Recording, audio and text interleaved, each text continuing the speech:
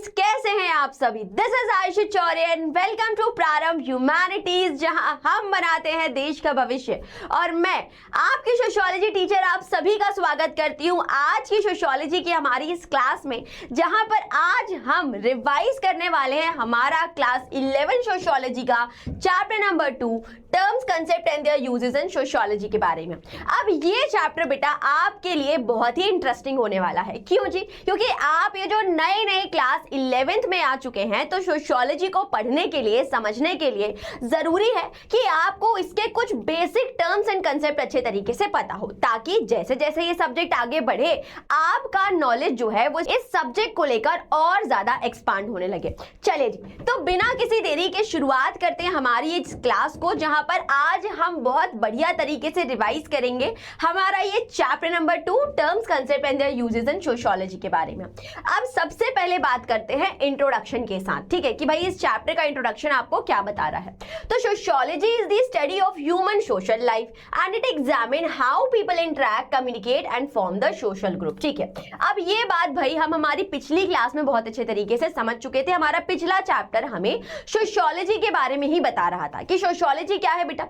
Sociology is the branch of study जो क्या पढ़ती है, जो ह्यूमन की सोशल लाइफ को स्टडी कर रही है। ठीक है, कि भाई किस तरीके से वो पर्टिकुलर इंडिविजुअल एक पूरी सोसाइटी के ऊपर इंपैक्ट क्रिएट करता है और कैसे वो पूरा ग्रुप, वो पूरी सोसाइटी उस ह्यूमन, उस इंडिविजुअल के ऊपर इंपैक्ट क्रिएट करती है। तो बेसिकली सोशियोलॉजी में हम स्टडी करते हैं ह्यूमन और सोसाइटी के बीच में रिलेशनशिप्स को, कि कैसे दोनों जो है वो एक दूसरे के साथ इंटरैक्ट करके, कम्युनिकेट करके एक पूरा रिलेशन जो है वो यहां पर बना रहे हैं। अब कुछ और चीजें यहां पर बताई गई है कि अगर आप सोशियोलॉजी को पढ़े तो सोशियोलॉजी में आपको यह बताया जाता है कि यहां पर ह्यूमंस जो हैं वो कैसे एक दूसरे के साथ इंटरैक्ट करते हैं, कम्युनिकेट करते हैं, और जब ये कम्युनिकेट करते हैं तो कैसे धीरे धीरे इसी ही सोसाइटी में ग्रुप्स बनने शुरू हो जाते हैं ना।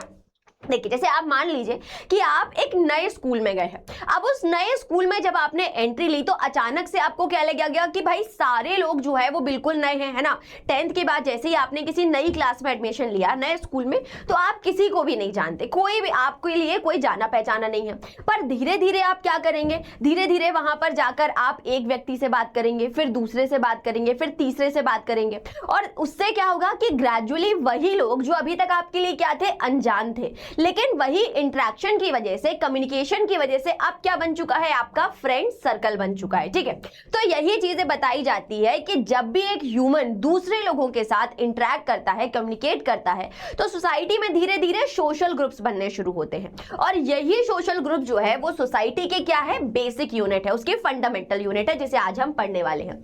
ठीक है जी, चलिए अब अगर सोशियोलॉजी की बात करें तो this basically emphasize the comparison across the society and the time period and this highlighted 2 points. ठीक है, कि अगर आप सोशियोलॉजी की बात करें तो यहां पे बेसिकली क्या किया गया है, एम्फसाइज किया गया है on the comparison across society and the time period. ठीक है, कि भाई अलग अलग समय पर, अलग अलग टाइम पीरियड पर कैसे अलग अलग सोसाइटीज थी और वो कैसे समय के साथ क्या हुई, बदलती चली गई। ठीक है, जैसे अगर हम बात करें कि जो पुराना समय था, हमारी दादी नानियों का समय था, तो वहां पर क्या होता था कि भाई सारी औरतें जो थी वो क्या करती थी, कुएं से या तालाब से पानी भरने के लिए जाती थी, और जब वो वहां पर जाती थी तो उस समय पर ही क्या हो जाता था, उनकी सारी बातचीत हो जाती थी, वो अपने उस पूरे टाइम को फुल एंजॉय करती थी। सब अपने घर की जो भी दुख है ना, जो खुशी की बात है, सब एक दूसरे के साथ शेयर करती थी। किसी की चुगली वुगली कर ली कि अरे तुम्हें पता है फलाने की बहू के साथ तो ये हो गया, है ना, उसकी बेटी के साथ तो ये हो गया। ठीक है, तो ये लोग क्या करते थे, जब एक दूसरे के साथ मिलते थे तो अपनी पूरे जिंदगी की, है ना, मतलब आम दिन की जो भी इनकी बातें होती थी वो एक दूसरे के साथ शेयर करते थे। लेकिन आज के समय पर क्या हो गया है कि बस ग्रुप्स तो वही है महिलाओं के, लेकिन बस उसका फॉर्म चेंज हो गया कि पहले ये लोग जो गांव में नदी के, तालाब के या अपने डे टू डे एक्टिविटी के काम करने के समय मिला करती थी, अब इन्होंने ही क्या किया, अपने जीवन से कुछ फ्री समय निकालकर इन्होंने अपनी किटी ग्रुप्स बना लिए। ठीक है, और उस किटी ग्रुप्स में महिलाएं क्या करती है कि आए दिन, है ना, जब भी उनका एक दिन डिसाइड होता है कि भाई किटी पार्टी करनी है, तो उसमें गेम्स खेले जाते हैं, उसमें अच्छी अच्छी चीजें खाई जाती है, एंजॉय किया जाता है, डांस किया जाता है। ठीक है, तो क्या हुआ कि ग्रुप्स तो वही है, लेकिन बस उनके समय के साथ फॉर्म्स चेंज हो जाते हैं। तो यही चीज यहां पर भी इस चैप्टर में बताया गया है कि सोशियोलॉजी में अगर आप देखें तो कैसे सोसाइटी जो है वो टाइम पीरियड के अक्रॉस चेंज होती है और कैसे उसमें जो है वो नए नए परिवर्तन जो है वो आपको देखने को मिल जाएंगे। अब यहाँ पे 2 पॉइंट्स बताए हुए हैं। पहली चीज क्या कि human group exist in all societies, की अगर आप देखें तो जो सारी के सारी सोसाइटीज थी, ठीक है, चाहे आप बात कर लीजिए एंशियंट सोसाइटी की, आप बात करिए मिडिवल सोसाइटी की, मॉडर्न सोसाइटी की, इंडियन सोसाइटी की या यूरोपियन सोसाइटीज की, हर सोसाइटी में आपको ये जो ग्रुप्स है, ये सोशल ग्रुप्स जो है, ये कहीं ना कहीं आपको नजर आएंगे। और यही सोशल ग्रुप्स जो है वो क्या करते हैं, सोसाइटी की बेसिक यूनिट कहीं ना कहीं फॉर्म करते हैं। उसके बाद जो दूसरा पॉइंट यहाँ पर बताया गया है कि ये जो सोशल ग्रुप्स होते हैं, ये जो सोसाइटीज होती है, ये क्या होती है, ये वेरी करता है कि एक ग्रुप अगले ग्रुप से क्या होता है, अलग होता है। ठीक है, कि भाई अगर आप देखो कि आपके परिवार का जो व्हाट्सएप ग्रुप होता है ना, व्हाट्सएप में कई सारे ग्रुप्स में आप ऐड होते हो। अब एक ग्रुप में क्या होता है, एक में आपका फैमिली ग्रुप है, तो उसमें किसी को बर्थडे विश कर रहे हैं, किसी के एनिवर्सरी विश कर रहे हैं, किसी का रिजल्ट डिस्कस कर रहे हैं, ठीक है, तो एक ग्रुप वो हो गया। अब दूसरा ग्रुप क्या है, दूसरा आपका फ्रेंड्स का ग्रुप है, तो उसमें आपने क्या किया, उसमें आप रील शेयर कर रहे हो, शॉर्ट शेयर कर रहे हो, अपने आइडियाज शेयर कर रहे हो, ठीक है, ये डिसाइड कर रहे हो कि कल स्कूल क्या पहन के जाएंगे, कहां पर मिलने वाले हैं, तू स्कूल जा रहा है कि नहीं जा रहा है, ठीक है, तो वो सब चीजें हो गई। तो क्या हुआ कि जब आप अलग अलग ग्रुप्स के मेंबर होते हो तो हर ग्रुप जो है उसके लोगों के विचार, उसके लोगों के आप बोल लीजिए इंटरेस्ट जो है वो अगले ग्रुप के लोगों से डिफर करेंगे, और इस कारण से ये जो ग्रुप्स होते हैं ये एक दूसरे से क्या होते हैं, अलग होते हैं। ठीक है जी, चलिए अब कुछ और चीजें पढ़ते हैं। तो अब यहां पर बात करी गई है एग्रीगेट्स एंड क्वासी ग्रुप्स की, कि एग्रीगेट क्या होता है और क्वासी ग्रुप्स किन्हें बोला जाता है। तो एग्रीगेट समझो, एग्रीगेट क्या हुआ बेटा, aggregate is a kind of a जमावड़ा, भीड़, ठीक है। जैसे मान लो कि आप किसी सड़क से जा रहे हैं मार्केट की तरफ, है ना, अब वहां पे आपने देखा कि भाई अचानक से दो लोगों के बीच में बिल्कुल घमासान क्या हो गया है, लड़ाई हो गई है ना, एक दूसरे को मार रहे हैं, है ना, गाली गलौज हो रही है, और आपने क्या किया, आप अपना काम छोड़ के वहां पर खड़े हो गए हो, ठीक है, मम्मी ने क्या आपको बाजार से लाने को बोला था, आप ये भी भूल गए और आप बस देख रहे हो उस लड़ाई को। अब आप ही ऐसे नहीं हो, आपके जैसे और भी कई सारे लोग हैं जो अपने अपने काम धंधे को छोड़कर उस लड़ाई को देख रहे हैं। तो अचानक से क्या हुआ, वहां पर भीड़ इकट्ठा हो गई, ठीक है, या मान लो किसी का एक्सीडेंट हो गया तो भी वहां पे भीड़ इकट्ठा हो गई। तो अब वो जो सारी भीड़ के लोग हैं, क्या वो एक दूसरे को जानते हैं, नहीं, कोई किसी को नहीं जानता है, बट जस्ट बिकॉज कि वहां पर कोई एक टेम्परेरी इवेंट हो रहा है, वहां पर कोई एक पर्टिकुलर कॉज है जिस कारण से अलग अलग लोग जो है वो एक साथ क्या हो जाते हैं, इकट्ठा हो जाते हैं। तो एग्रीगेट को अगर हम समझे तो एग्रीगेट भी क्या होता है, aggregate is a type of a temporary collection of people, है ना, जहां पर लोग जो है वो एक जगह पर एक टेम्परेरी टाइम पीरियड के लिए क्या हो जाते हैं, इकट्ठा हो जाते हैं, एक साथ आ जाते हैं, ठीक है, बट ना तो, है ना, तो क्या होता है, एक जगह पर इकट्ठा हो जाते हैं, but do not share social ties such as the passenger at the railway station और अ सिनेमा ऑडियंस, ठीक है। तो क्या बोला हुआ है कि लोग एक साथ इकट्ठे तो हो गए, लेकिन इकट्ठे होने के बाद वो एक दूसरे के साथ कोई सोशल टाइज शेयर नहीं करते, है ना, कोई किसी का रिश्तेदार थोड़ी है वहां पे, है ना, कि भैया आप खड़े हुए हो और आपके साथ आपका पूरा परिवार खड़ा हुआ है, नहीं नहीं नहीं, वो रेयर केस होगा, ठीक है, कि भाई आप खड़े हुए हो, फिर कोई और इंसान जिसको आप बाजार में नहीं जानते वो खड़ा हुआ है, फिर कोई और खड़ा हुआ है। तो जितने लोग वहां पर इकट्ठे हुए हैं कोई किसी को जानता नहीं है, कोई किसी के साथ कोई सोशल टाइज शेयर नहीं कर रहा, कोई रिलेशन शेयर नहीं कर रहा, जस्ट बिकॉज कि वहां पर लड़ाई हो रही है, एक्सीडेंट हुआ है, इस कारण से सारे अनजान लोग एक साथ खड़े हो गए हैं। अब इसी एग्रीगेट का जो आपके बुक में एग्जांपल बताया है वो क्या बताया हुआ है कि भाई जब सारे लोग इकट्ठे होते हैं, सारे पैसेंजर्स इकट्ठे होते हैं कहां पर, रेलवे स्टेशन पर, ठीक है। तो क्यों सारे लोग इकट्ठे हो गए कि भाई वहां पर उनके लिए एक ट्रेन आने वाली है, और उस ट्रेन से आने जाने वाले जो लोग हैं वो सभी उस पर्टिकुलर टाइम पीरियड के लिए उस स्टेशन पर खड़े हो जाएंगे। या फिर आप किसी सिनेमा हॉल या ऑडियंस हॉल की बात कर लीजिए कि भाई वहां पर कोई आप शो देखने गए हैं, कोई मूवी देखने गए हैं, इस कारण से सारे लोग उस पर्टिकुलर हॉल में इकट्ठे हुए हैं। अब जैसे ही वो मूवी खत्म होगी तो सारे लोग क्या हो जाएंगे, डिस्पर्स हो जाएंगे, हट जाएंगे वहां से, ठीक। तो वही चीज बताया गया है। तो इस टाइप के जो लूज कनेक्शंस होते हैं उन्हें हम क्या कहते हैं, उन्हें हम क्वासी ग्रुप्स कहते हैं, है ना, मतलब टेम्परेरी ग्रुप्स हम यहां पर कहते हैं। तो दीज ग्रुप्स का क्या होता है कि they have no clear organization on structure and the member may not even aware of the belonging of a group, ठीक है, कि ये सारे लोग जो है ये एक दूसरे से क्या होता है, एक दूसरे के बारे में जानते नहीं है, ना ही इनका कोई क्लियर ऑर्गेनाइजेशन या स्ट्रक्चर होता है। बस एक बार के लिए कुछ पर्टिकुलर टाइम के लिए सारे लोग इकट्ठे हो गए और फिर उसके बाद सारे लोग वहां से क्या हो जाते हैं, डिस्पर्स हो जाते हैं।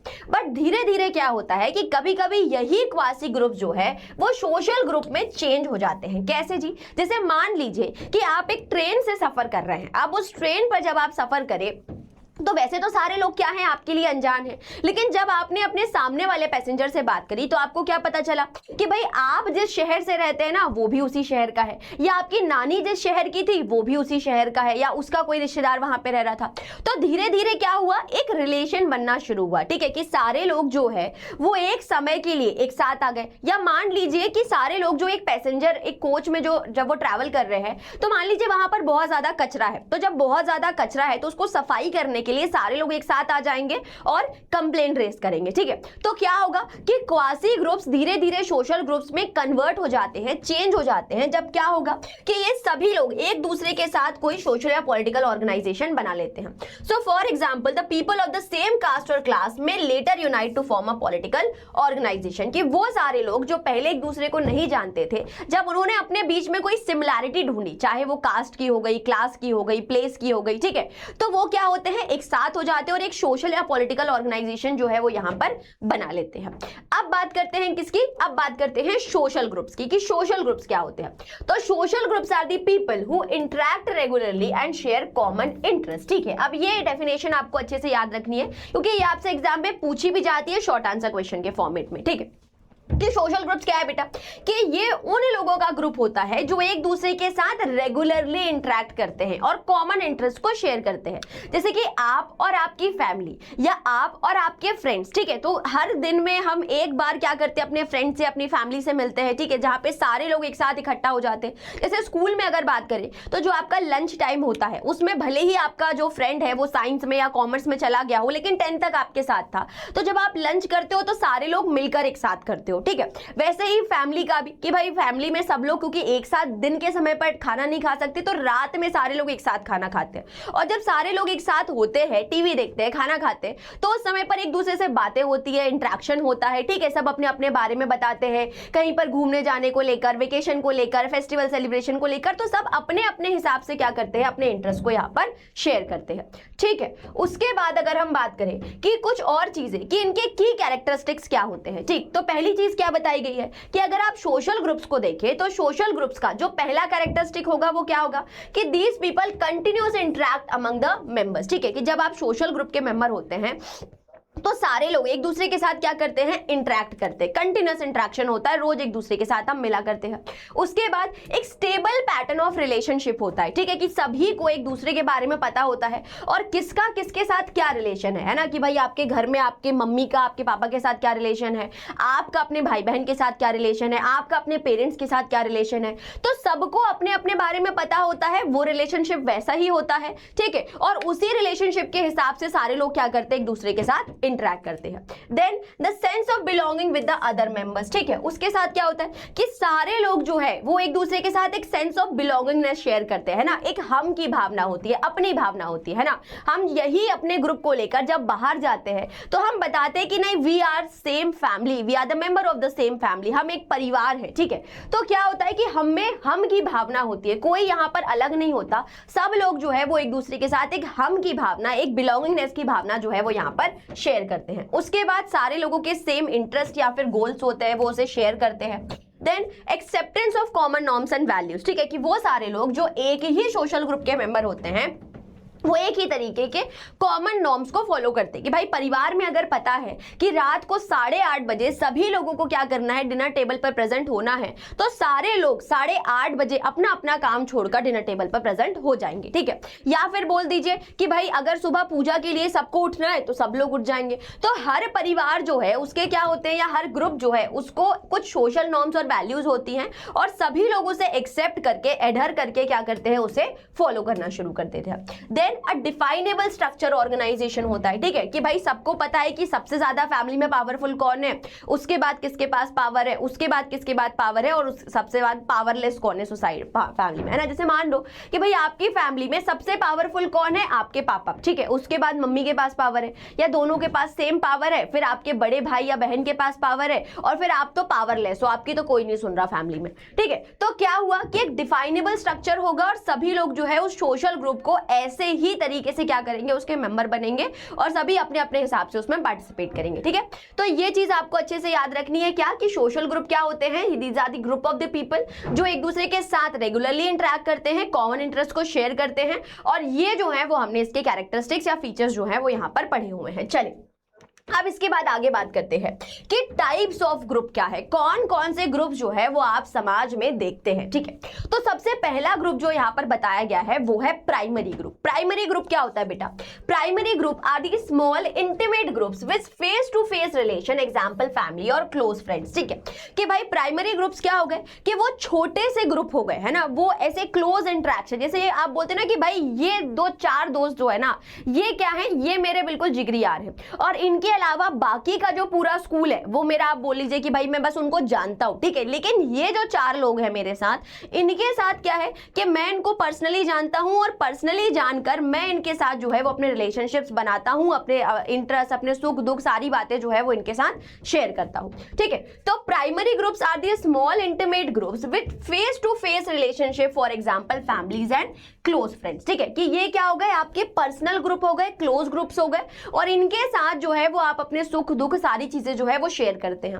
उसके बाद अगर हम बात करें तो दूसरे कौन से हैं, सेकेंडरी ग्रुप्स। अब सेकेंडरी ग्रुप्स क्या हो गए, सेकेंडरी ग्रुप्स वो लार्ज ग्रुप हो गए जिनके हम सिर्फ मेंबर होते हैं, लेकिन एक फॉर्मल रिलेशन जो है वो कहीं ना कहीं उन लोगों के साथ हमारे पास होता है। ठीक है, तो secondary groups are the groups जो कैसे होते हैं, लार्ज होते हैं। ठीक है, बड़े ग्रुप्स होते हैं, उनके साथ हमारा फॉर्मल या इम्पर्सनल रिलेशनशिप होता है ना, कि भाई हम बस जाते हैं कोई एक असेंबली के लिए, कोई फंक्शन के लिए, सारे लोगों के साथ मिल लेते हैं, और जैसे ही वो पर्पस फुलफिल हुआ सभी लोग एक दूसरे से दूर हो जाते हैं ना। मतलब कि आप जैसे बोलते हो ना कि भाई ये बस मैं उसको बाय फेस जानता हूं, बाय नेम जानता हूं, लेकिन मेरा उसका कोई पर्सनल इंटरेक्शन नहीं है, तो वो बड़े ग्रुप जहां पे सारे लोगों के साथ आपका एक फॉर्मल रिलेशन होगा वो कहलाएगा कि आपका सेकेंडरी ग्रुप। अब उसके बाद आता है क्या, कम्युनिटी। कम्युनिटी क्या हो गई बेटा, a close personal and lasting relationship. ठीक है, कि भाई एक छोटा सा आप बोल लीजिए एक कम्युनिटी, जैसे आपकी सोसाइटी। ठीक है, अब आपकी जो सोसाइटी है, जिस कॉलोनी में आप रह रहे हैं, वो क्या कहलाई, वो एक ऐसी क्लोज पर्सनल और लास्टिंग रिलेशनशिप हो गई है ना, जैसे गोकुल धाम सोसाइटी समझो। तो गोकुल धाम सोसाइटी में ये जो सारे लोग हैं ये एक दूसरे के साथ रेगुलरली इंटरेक्ट करते हैं, सारे त्योहार ये लोग एक साथ मनाते हैं ना, जीपीएल बीपीएल सब एक साथ खेलते हैं। तो ये लोग क्या बना रहे हैं, कम्युनिटी बना रहे हैं, क्लोज रिलेशन इनका एक दूसरे के साथ है, पर्सनल रिलेशन है। ठीक है, और वहीं पर क्या हो गया, सोसाइटी। तो सोसाइटी क्या हो गई कि कई सारे अलग अलग ग्रुप्स जो है, कई सारी अलग अलग कम्युनिटीज जो है वो मिलकर एक साथ आ जाती है। ठीक है, जैसे मान लो कि आपके स्कूल में है ना, आपके स्कूल के एक टीम बनी है ना, अब आपके स्कूल की जो बोल लीजिए फुटबॉल टीम है, तो वो क्या हो गई, एक कम्युनिटी बन गई। ठीक है, लेकिन यही फुटबॉल टीम जब आगे जाकर कई सारी दूसरी फुटबॉल टीम्स के साथ मिलेगी, दूसरे स्कूल्स की, तो वो क्या हो गई, एक सोसाइटी हो गई। ठीक है, कि सारे लोग जो है वो फॉर्मल रिलेशन, टेम्पररी और इम्पर्सनल रिलेशन के तरीके से यहाँ पर आए हुए हैं। ठीक है, तो यहाँ पर हमने 4 तरीके के ग्रुप्स के बारे में पढ़ा। पहला पढ़ा प्राइमरी ग्रुप्स, दूसरा सेकेंडरी ग्रुप्स, तीसरा कम्युनिटी और चौथा सोसाइटी के बारे में। ठीक है, अब कुछ और ग्रुप्स के बारे में बात करते हैं। तो यहां पर पहला ग्रुप आया हमारा इन ग्रुप। कि इन ग्रुप क्या है जी, कि इन ग्रुप्स में अगर हम देखें तो इन ग्रुप्स वो ग्रुप्स होते हैं जिनके हम मेंबर होते हैं। ठीक है, तो वो हमारे लिए इन ग्रुप्स हो गए। ठीक है, कि it is the group we belong to and feel attached to. ठीक है, कि भाई आप जिस फ्रेंड सर्कल के मेंबर हो गए, आप जिस फ्रेंड ग्रुप का, आपका जो फ्रेंड सर्कल होगा उसके आप क्या हो गए, इन ग्रुप हो गए। ठीक है, लेकिन जो दूसरा इंसान है ना, उसके लिए क्या हो गया, उसके लिए वो चीज आउट ग्रुप हो गया। क्यों, क्योंकि वो किसी दूसरे ग्रुप का मेंबर है ना। जैसे मानो कि ये टप्पू सेना है, अब ये जो टप्पू सेना है इसके सारे लोग क्या हो गए, ये सारे लोग जो है उनके लिए टप्पू सेना क्या हो गई, इन ग्रुप हो गई। लेकिन वहीं पर मान लो कि इनके कॉलेज की कोई दूसरी है ना, कोई दूसरा ग्रुप हो गया जिनका दूसरा फ्रेंड सर्कल है, तो वो उनके लिए क्या हो गया, आउट ग्रुप हो गया। ठीक है, या कि हम इसे और अच्छे तरीके से समझते हैं। जैसे मान लीजिए कि आप रह रहे हैं मध्य प्रदेश से। ठीक है, अब मध्य प्रदेश से आप चले गए हैं कहां पर, बैंगलोर में रहने के लिए। तो भाई बैंगलोर में जब आप गए तो बैंगलोर वाले लोगों के लिए आप क्या हैं, आउट ग्रुप है। लेकिन वहीं पर जब आप मध्य प्रदेश के दूसरे लोगों से मिलेंगे तो उन लोगों के लिए क्या हो जाएंगे, आप इन ग्रुप हो जाएंगे। ठीक है, तो जिस ग्रुप के आप मेंबर होते हो, जिसको आप बिलोंग करते हो, अटैच करते हो, वो आपका इन ग्रुप होगा। जो दूसरा ग्रुप होगा वो आपके लिए क्या होगा, आउट ग्रुप होगा। So out group is the group we do not belong to and may not feel and we feel distance from. ठीक है, तो ये हो गया आपका इन ग्रुप और दूसरा हो गया आपका आउट ग्रुप। उसके बाद बात करते हैं रेफरेंस ग्रुप और पीयर ग्रुप की। अब रेफरेंस ग्रुप क्या होता है बेटा? रेफरेंस ग्रुप वो ग्रुप होता है जिसके जैसे हम दिखना चाहते हैं, बनना चाहते हैं, ठीक है। जैसे मान लीजिए कि आप जो है आप किसके जैसा बनना चाहते हैं? आप अपने स्कूल के जो 12th का वो ग्रुप है ना, वो बच्चों का ग्रुप जो बहुत अच्छा पढ़ाई करता है ना। जैसे कुछ बच्चों अपना ग्रुप बनाते हैं ना, स्टडी ग्रुप बनाते हैं कि भाई उसमें सारे टॉपर्स एक साथ हो जाते हैं, तो सब लोग क्या बोलते हैं? उनके जैसा बनना चाहते हैं, उनके जैसा दिखना चाहते हैं। या आपका कोई सेलिब्रिटी है ना, आप उसके जैसा बनना चाहते हैं, उसके जैसा दिखना चाहते हैं, कोई प्लेयर के जैसा आप दिखना चाहते हैं, बनना चाहते हैं। तो रेफरेंस ग्रुप क्या हो गया? रेफरेंस ग्रुप वो ग्रुप हुआ कि हम उस ग्रुप के जैसे बनना चाहते हैं, वी आर एस्पायरिंग कि हम भी उनके जैसा क्या करें, लाइफस्टाइल को जिए। तो वो क्या हो जाता है? हमारे लिए रेफरेंस ग्रुप हो जाता है ना। A group is a group we want to follow and admire, ठीक है। उसके बाद पीयर ग्रुप। पीयर ग्रुप क्या होता है? पीयर ग्रुप वो ग्रुप होगा जहां पर एक ही एज के लोग क्या करते हैं, एक साथ आ जाते हैं, ठीक है। So peer group is a group includes people of a similar age, for example the classmates, ठीक है। कि भाई आप और आपकी क्लास के सारे लोग जो हैं वो एक ही पीयर ग्रुप को बिलोंग कर रहे हो, ठीक है। आप हो गए, आपका 11th साइंस हो गया, 11th कॉमर्स हो गया, क्योंकि आप सारे लोग क्या कर रहे हैं, एक ही ग्रुप के मेंबर हैं। तो जब आप सारे लोग एक ही ग्रुप के मेंबर हैं और एक ही एज के मेंबर हैं, तो वो क्या हो गया? आपका सिमिलर पीयर ग्रुप हो जाता है, ठीक है। अब इसमें क्या होगा कि भाई जब सारे लोग एक साथ होते हैं तो कहीं ना कहीं उसमें टसल होने लगता है, पीयर प्रेशर जनरेट होने लगता है। जैसे मान लीजिए कि भाई एक के पास बाइक है, तो अब सबको बाइक चाहिए कि भाई अगर मेरा फ्रेंड के पास बाइक है तो आप भी अपने मम्मी पापा से जिद करेंगे कि वो भी तो देखो 17 साल का है और उसको बाइक दिला दी, तो आपको भी बाइक चाहिए। तो यहां पर क्या हो गया? पीयर प्रेशर, कि एक ही एज के लोग जब एक ही जैसे काम करते हैं, है ना, तो उसमें क्या होता है? प्रेशर जनरेट होता है। जैसे जब आप ऑफिस में जाओगे या आप थोड़े और बड़े होंगे तो स्मोकिंग का एक कल्चर जनरेट होता है ना, कि भाई अगर आपका दोस्त कर रहा है तो आपको भी करनी पड़ेगी। क्यों? क्योंकि आप उसी पीयर ग्रुप को बिलोंग कर रहे हो, उसी एज को बिलोंग कर रहे हो। तो ये चीज क्या हो गई? ये हो गई आपका पीयर ग्रुप, ठीक है। तो यहां पे कुछ और ग्रुप्स के बारे में पढ़ा। एक हुआ इन ग्रुप, दूसरा आउट ग्रुप, तीसरा रेफरेंस ग्रुप और उसके बाद हुआ पीयर ग्रुप, ठीक है। तो ये सारे ग्रुप्स जो है वो हमने यहां पर देखे हुए हैं। चलिए अब बात करते हैं the stratification and the major system in the society के बारे में, ठीक है। कि भाई स्ट्रैटिफिकेशन क्या होता है? अब अगर हम बात करें तो आपने जो आपकी पहले की जो ज्योग्राफी की क्लासेस होंगी उसमें आपने पढ़ा होगा कि अर्थ कैसा होता है बेटा। अर्थ जो है वो लेयर वाइज आपने देखा होगा, है ना, स्ट्रैटा होता है उसमें, ठीक है। कि इस तरीके से जो है आपको एक इन्वर्टेड ट्राइंगल देखा होगा आपने, जिसमें सबसे बेस की जो लेयर होती है उसे हम बोलते हैं कोर, फिर होता है आपका मेंटल और फिर होता है आपका क्रस्ट, ठीक है। तो अगर हम देखें कि जिस तरीके से अर्थ में भी क्या है, जिस तरीके से अर्थ में भी लेयर्स होती हैं, अलग अलग स्ट्रैटा होता है, वैसा ही अगर आप सोसाइटी में भी देखें तो सोसाइटी में भी जो अलग अलग ग्रुप्स हैं, जो अलग अलग सोशल ग्रुप्स हैं, वो क्या करते हैं? सोसाइटी के अलग अलग स्ट्रैटा यानी कि अलग अलग लेयर्स को फॉर्म करते हैं। और यही जो स्ट्रक्चर्ड स्ट्रैटिफिकेशन होता है, ये क्या करता है? सोसाइटी में कहीं ना कहीं इनइक्वालिटी को क्रिएट करता है। कि वो सोशल ग्रुप जो अपने आप को पावरफुल बनाता है, जो अपने आप को वेल्दी बनाता है, वो कहीं ना कहीं बाकी स्ट्रैटा से, बाकी लेयर से क्या हो जाता है? ऊपर उठ जाता है और समाज में सबसे ज्यादा पावरफुल जो है वो बन जाता है, ठीक है। अपर स्ट्रैटा पे और वो बिलोंग करता है, ठीक। तो अगर हम देखें तो ये जो स्ट्रैटिफिकेशन है ये क्या क्रिएट करता है? This means the structured inequality in society, ठीक है। कि समाज में जो स्ट्रैटिफिकेशन है ये कहीं ना कहीं अलग अलग तरीके की इनइक्वालिटीज जो है वो क्रिएट करता है।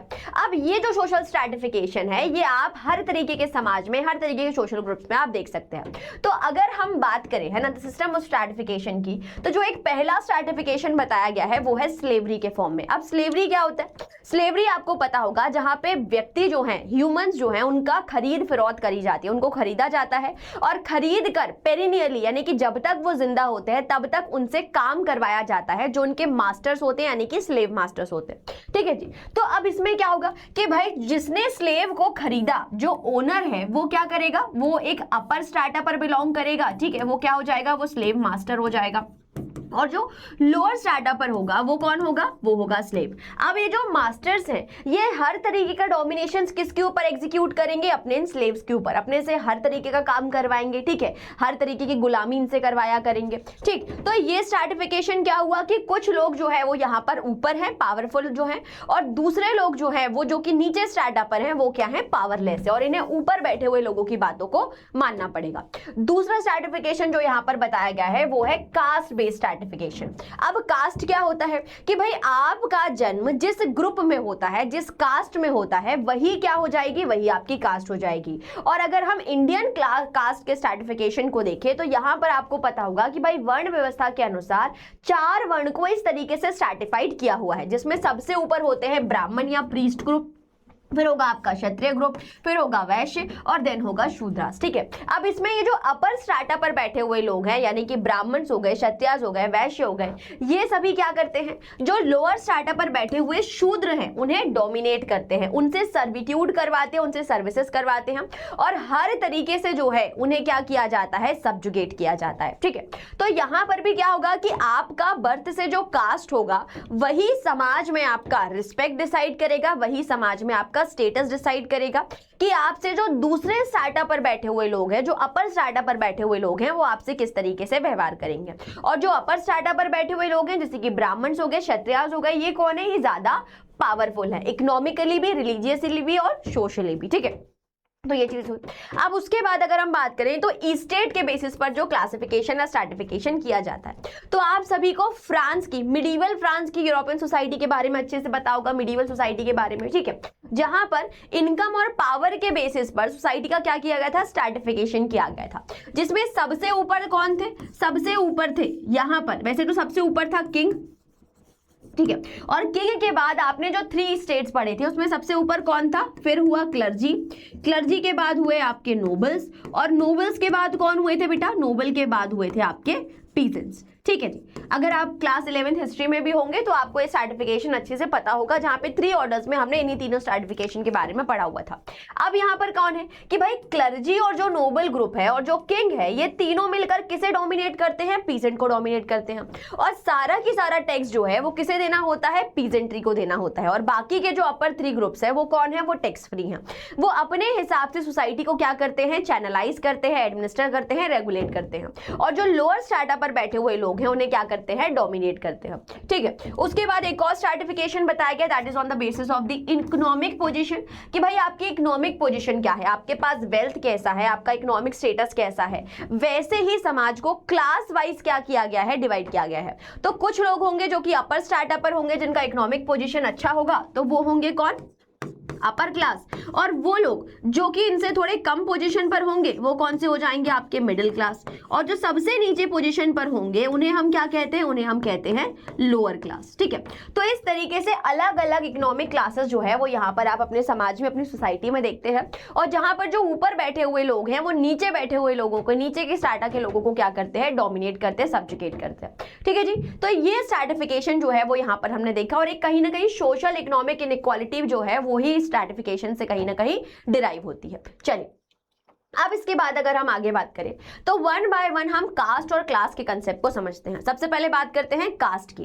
सो caste is a fixed, it is fixed by the birth and based on the purity and pollution and reinforce the inequality. ठीक है, कि भाई कास्ट, आपकी जो कास्ट होती है वो आपके बर्थ से ही डिसाइड हो जाती है। ठीक है, आप अपने जीवन में चाहे कुछ भी काम कर ले, आप कितनी ही अच्छी पढ़ाई क्यों ना कर लें, कितना भी पैसा क्यों ना कमा लें, लेकिन एक बार आपका जन्म जिस कास्ट में हुआ है, जिस वर्ण में हुआ है, आप लाइफ लॉन्ग उस ही कास्ट के मेंबर होते हैं। जैसे मान लीजिए कि भाई आपका जन्म हुआ है किसमें, एक शेड्यूल कास्ट में। अब शेड्यूल कास्ट में जब आपका जन्म हुआ तो आप कितना भी पैसा कमा ले, आप कितने भी अच्छे एजुकेशन को गेन कर ले, लेकिन अगर हम पुराने समय की बात करें तो समाज कुछ ना कुछ सोशल रिस्ट्रिक्शंस इन लोगों के ऊपर लगाया हुआ था। ठीक है जी, और ये जो कास्ट का नोशन है ये कहां से आया, ये प्योरिटी और पोल्यूशन के नोशन पर बेस्ड है। ठीक है, जहां पर जो ऊपर बैठे हुए लोग हैं, है ना, यानी कि जो इंसान जितने ज्यादा इस कास्ट हायरार्की में ऊपर होंगे वो उतने ही ज्यादा क्या होंगे, पुअर होंगे, प्योर होंगे। और जो जितने नीचे होंगे उन्हें क्या कंसिडर किया जाएगा, उतना ही ज्यादा पॉल्यूटेड कंसिडर किया जाएगा। ठीक है,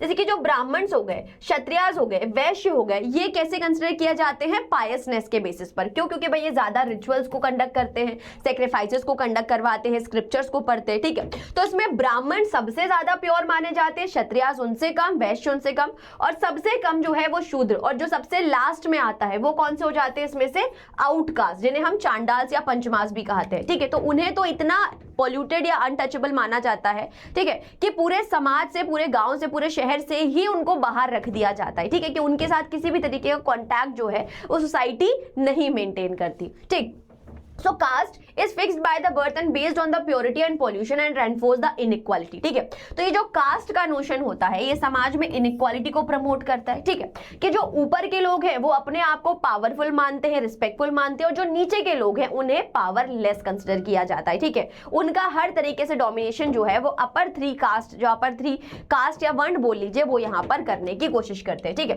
तो अगर हम देखें तो वर्ण एंड जाति क्रिएटेड अ सोशल हायरार्की, जहां पर कुछ लोग ऊपर और कुछ लोग इसमें नीचे होंगे। और ये अगर आप बात करें इंडियन सोसाइटी के जो 4 वर्ण है इसमें ब्राह्मण, क्षत्रिय, वैश्य और शूद्र। अब हर जो कास्ट होती है वो अपनी प्योरिटी को मेंटेन करने के लिए कहीं ना कुछ सोशल रूल्स को क्या करती है, फॉलो करती है। ठीक है, तो पहला जो सोशल रूल है that is the endogamy. Endogamy मतलब क्या हुई कि आप अपनी ही कास्ट में क्या करते हैं, शादी करते हैं। ठीक है, अब उससे क्या होगा जी, उससे ये होगा कि आप कहीं ना कहीं अपने ब्लड को प्योर रखना चाहते हैं। यानी कि अगर आप किसी दूसरे कास्ट के साथ शादी करेंगे तो उस शादी के बाद जो बच्चे प्रोड्यूस होंगे उसमें क्या होगा, मिक्स ब्लड होगा, दोनों माता पिता दोनों का खून होगा, उसमें दोनों के जीन्स होंगे। ठीक है, तो ऐसी चीजों को रोकने के लिए जो अपर कास्ट होते हैं वो जनरली क्या प्रैक्टिस करते हैं, एंडोगैमी, जिससे क्या हो कि वो अपनी ही कास्ट के लोगों के साथ शादी करें। और जब वो अपनी ही कास्ट के लोगों के साथ शादी करेंगे तो उनका जो सोशल स्टेटस है वो कहीं ना कहीं सेम रहेगा, जस्ट बिकॉज क्योंकि वो एक प्योरिटी को मेंटेन कर रहे हैं। दूसरी चीज अगर आप देखें दैट इज द अनटचेबिलिटी, या जो कुछ सोशल रिस्ट्रिक्शंस ये लोग लगाया करते हैं। ठीक है, जिसमें एक कास्ट के लोग जो है वो अपने आप को कुछ पर्टिकुलर रिचुअल्स के साथ एसोसिएट कर देते हैं कि भाई ये रिचुअल्स जो है वो सिर्फ हम ही फॉलो करते हैं, और क्योंकि हम ही फॉलो करते हैं तो ये हमारी ही कास्ट की क्या हो गई, आइडेंटिटी हो गई, और इस कारण से हम दूसरे कास्ट वालों से क्या हुए, अलग हुए। ठीक है, अब जो कास्ट हमसे नीचे हैं वो कैसी हैं, वो अनटचेबल है। ठीक है, हम उनके साथ किसी तरीके का रिलेशन नहीं रखना चाहते और उनसे एक सोशल डिस्टेंसिंग जो है वो कहीं ना कहीं हम मेंटेन करना चाहते हैं। तो अपने आप को प्योर रखने के लिए, पायस रखने के लिए एंडोगैमी और अनटचेबिलिटी जैसी प्रैक्टिसेस जो है वो कहीं ना कहीं इन कास्ट में करी जाती है। अब इनको और चीजें हम लोग समझेंगे जैसे जैसे आप सब्जेक्ट में आगे बढ़ोगे, आपको और भी कई सारी चीजें इसमें पता चलती चलेंगी। उसके बाद these practices reinforce the social distances and inequality. ठीक है, कि ये जो प्रैक्टिसेस है ये क्या क्रिएट करती है, समाज में सोशल डिस्टेंस और इनइक्वालिटी को प्रमोट करती है। अब with the passage of time अगर आप देखें तो इस कास्ट सिनेरियो में अलग अलग चेंजेस आपको देखने को मिलेंगे। ठीक है, कि जो पुरानी सोसाइटी है, जो रूरल या ट्रेडिशनल सोसाइटी जिसे हम बोले, तो वहां पर कास्ट नॉर्म जो है वो काफी स्ट्रिक्टली फॉलो करे जाते थे। But with the pace of urbanization, कि भाई जैसे जैसे समाज में अर्बनाइजेशन आई, इंडस्ट्रीज आई, तो उस अर्बनाइजेशन और इंडस्ट्रियलाइजेशन के कारण क्या हुआ कि लोग अपने गांव को छोड़कर शहरों में आकर काम करने लगे। और जब यही लोग शहरों में आकर काम करने लगे तो शहरों में सारे लोग क्या होगा, एक दूसरे के साथ मिलने जुलने लगे। ठीक है, वो सभी लोग एक साथ एक इंडस्ट्री में काम कर रहे हैं, एक साथ पब्लिक ट्रांसपोर्ट में रह रहे हैं, एक कॉलोनी में रह रहे हैं। ठीक है, और वहां पर कोई भी इंसान दूसरे इंसान की कास्ट से वाकिफ नहीं है, उसे पता नहीं है कि भाई हमारे सामने जो व्यक्ति रह रहा है या जिसका घर है वो किस कास्ट का है। तो हम हर तरीके से उसके साथ सोशल एक्सचेंज करते हैं, या कास्ट नॉर्म्स जो हैं उन्हें हम यहां पर लाने की कोशिश नहीं करते। एक इक्वालिटी कहीं ना कहीं आपको देखने को मिलेगी। ठीक है, तो जैसे जैसे अर्बनाइजेशन आएगा तो कहीं ना कहीं आपको कास्ट मिक्सिंग नजर आएगी पब्लिक स्पेसेस में, like the buses and train में। ठीक है, लेकिन उसके बावजूद भी अगर हम देखें तो आज के समाज में कहीं ना कहीं वैसे तो कास्ट रिस्ट्रिक्शंस हट गई है अर्बनाइजेशन में या शहरों की वजह से। ठीक है, लेकिन फिर भी ये कास्ट किसी ना किसी तरीके से हमारे आसपास हम लोग देख ही लेते हैं। ठीक है, कि भाई आज भी अगर आप संडे के दिन न्यूज़पेपर खोलकर बैठेंगे तो उसमें जो क्लासिफाइड आएगा उसमें आप ऐसे एडवर्टाइजमेंट देखते हैं जहां पर साफ साफ लिखा होता है कि उन्हें अपने कास्ट का ही वर या जो वधु है वो चाहिए होती है ना, कि भाई ब्राह्मण वधु चाहिए, बनिया वधु चाहिए, ठीक है, या जाट वधु चाहिए। तो these people wanted to get married their children in the same caste, कि वो जिस कास्ट से है वो चाहते हैं कि वो उसी ही कास्ट में अपने बच्चों की क्या करे, शादी करे, ताकि उनके ऑफस्प्रिंग में जो पायसनेस है, जो प्योरिटी है वो कहीं ना कहीं मेंटेन रह सके। लेकिन उसके साथ भी अगर हम देखें तो एक और जगह जहां पर आपको कास्ट नजर आ रही है आज के समय पर वो है पॉलिटिक्स। ठीक है, कि आज के समय पर अगर आप देखोगे तो पॉलिटिक्स में कहीं ना कहीं कास्ट जो है वो आपको देखने को मिलेगी कि जब भी इलेक्शन होते हैं तो लोग या तो अपने कास्ट के जो रिप्रेजेंटेटिव्स हैं उन्हें वोट देते हैं। ठीक है, सबसे पहला प्रेफरेंस उन्हें देते हैं, या जो पॉलिटिकल पार्टीज हैं वो भी वोट गेन करने के लिए कास्ट बेस्ड पॉलिटिक्स जो है वो कहीं ना कहीं खेलती हैं। ठीक है, कि जो शेड्यूल कास्ट है, लोअर कास्ट है, उन लोगों को प्रमोट करना उन्होंने शुरू कर दिया। ठीक, या अपने कास्ट के ओबीसी सेक्शन को उन्होंने प्रमोट करना शुरू कर दिया, यादव ग्रुप को उन्होंने प्रमोट करना शुरू कर दिया। तो सभी अपने अपने हिसाब से आज कास्ट भले ही हमें उस तरीके से नजर नहीं आ रही है जैसे कि पुराने समय पर थी, but still it is variable, है ना, still it is visible in our society, जो कि आज के समय पर हम देख रहे हैं। चलिए अब ये तो कहानी थी हमारी कास्ट की। अब बात करते हैं क्लास के बारे में, जो कि सोशल ना होकर एक इकोनॉमिक डिवीजन कहीं ना कहीं सोसाइटी में क्रिएट कर रहा है। So what is class?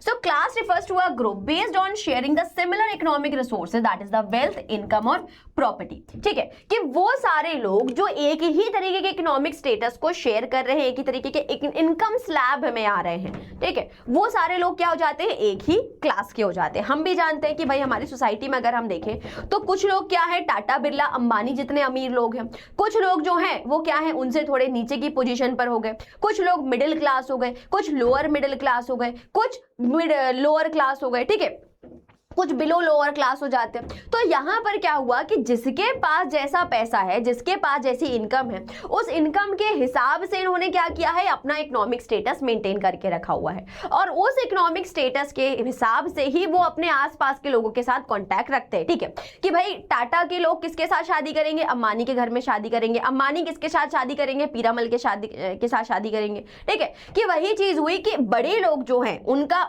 अपने हिसाब के लोगों के साथ उठना बैठना हो गया, जो अमीर लोग हैं वो अपने हिसाब के लोगों के साथ उठना बैठना कर रहे हैं। क्यों?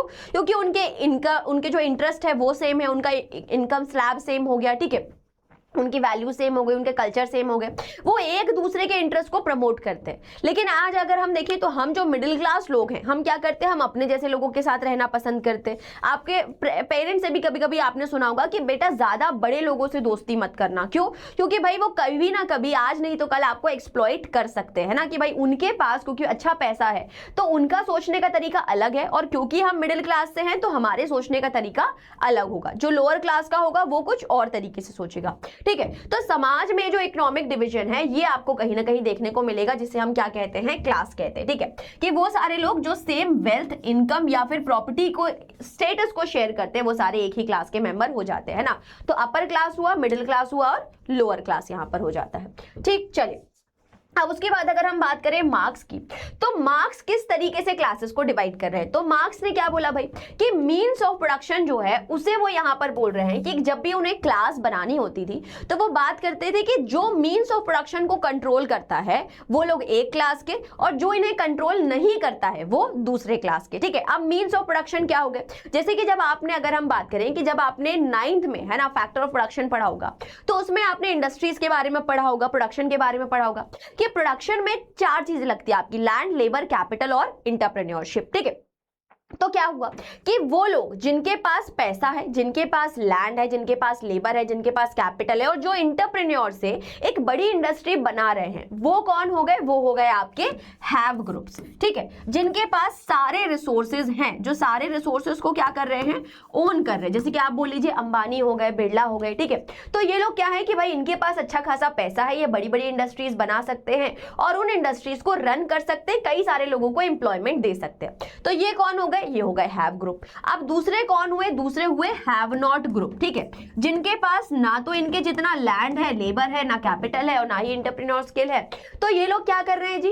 ये जो लोग हैं ये इनकी इंडस्ट्रीज में काम कर रहे हैं, इनके पास रिसोर्सेज नहीं है, तो इन्हें क्या करना पड़ेगा? इन्हें इनके यहां पर काम करना पड़ेगा। और इसी वजह से इन्होंने क्या किया कि 2 क्लासेस का यहां पे क्रिएशन होगा। एक होंगी अपर क्लास, ठीक है, और एक होगा कौन सा? लोअर क्लास या मिडिल क्लास। ठीक है, तो एक ग्रुप हो गया कौन सा? जिसके पास रिसोर्सेज है, that is the have group, और दूसरा कौन सा हो गया? हैव नॉट ग्रुप, जिसके पास चीजें नहीं है, तो वो खुद अपनी इंडस्ट्री ना बनाकर दूसरों के जगह पर क्या करेगा? काम करेगा, एक एम्प्लॉयर और एक एम्प्लॉय। ठीक है, तो ये कार्ल मार्क्स का डिवीजन था। अब वेबर जो थे, मैक्स वेबर, उन्होंने क्या बोला? उन्होंने क्लास को बताने के लिए एक दूसरी चीज बताई। वो बोलते हैं कि the class also depends on the life chances. ठीक है, लाइफ चांसेस क्या हुए बेटा? लाइफ चांसेस का मतलब होता है अपॉर्चुनिटीज। ठीक है, कि भाई आपके पास जो है वो किस तरीके की अपॉर्चुनिटीज हैं, वो भी कहीं ना कहीं आपको बताती हैं कि आपकी लाइफ कैसे होगी। ठीक है, कि सिर्फ इनकम होना कहीं ना कहीं आपके लिए उतना आपकी क्लास को डिफाइन नहीं करेगा जितनी अच्छी आपकी अपॉर्चुनिटीज डिफाइन करेंगे। अब अपॉर्चुनिटीज हो गई कि भाई आप अच्छी एजुकेशन गेन कर सकते हैं, आप अच्छे बोल लीजिए अच्छा हेल्थ सेक्टर जो है, हेल्थ फैसिलिटीज जो है वो यहां पर ले सकते हैं। ठीक है, आपके पास फ्रीडम है, राइट्स है। तो यहां पर उन्होंने क्या बोला कि आपके पास जितने अच्छे लाइफ चांसेस हैं, जितनी अच्छी अपॉर्चुनिटीज हैं, उनके बेसिस पर भी कहीं ना कहीं जो क्लास ग्रुप है वो बनता है। ठीक है, और ये क्लास ग्रुप कैसे बनेगा कि जिसके पास जितने अच्छे लाइफ चांसेस होंगे उसमें उसके पास समाज में उसके पास प्रेस्टीज और पावर होगा, और जिसके पास ये अपॉर्चुनिटीज नहीं होंगी उसके पास ये पावर और प्रेस्टीज नहीं होगा। ठीक है, कि अगर आप बहुत अच्छा पैसा कमाते भी हैं लेकिन उस पैसे से अगर आप अपने बच्चों को अच्छी शिक्षा नहीं दे पा रहे हैं, अगर आप अपने बच्चों के लिए अच्छी हेल्थ फैसिलिटी सिक्योर नहीं कर पा रहे हैं, फ्रीडम नहीं दे पा रहे हैं, तो आप जो है पैसा कमाने के बावजूद भी एक अच्छे क्लास को बिलोंग नहीं कर रहे हैं। बट अगर आप थोड़ा पैसा कमा रहे हैं लेकिन बच्चे को अच्छी शिक्षा दे रहे हैं, अच्छा हेल्थ दे रहे हैं, तो आप एक अपर क्लास ग्रुप को कहीं ना कहीं बिलोंग कर रहे हैं। ठीक है, तो मार्क्स ने जो बताया, उन्होंने क्या बोला कि भाई मीन्स ऑफ प्रोडक्शन के बेसिस पर क्लास बताई, और जो वेबर है उन्होंने क्या बोला कि लाइफ चांसेस, यानी कि आपके पास अपॉर्चुनिटीज कितनी अच्छी है उसके बेसिस पर जो है उन्होंने चीजें यहाँ पर बताई हुई हैं। चलिए, अब ये तो चीजें हुई।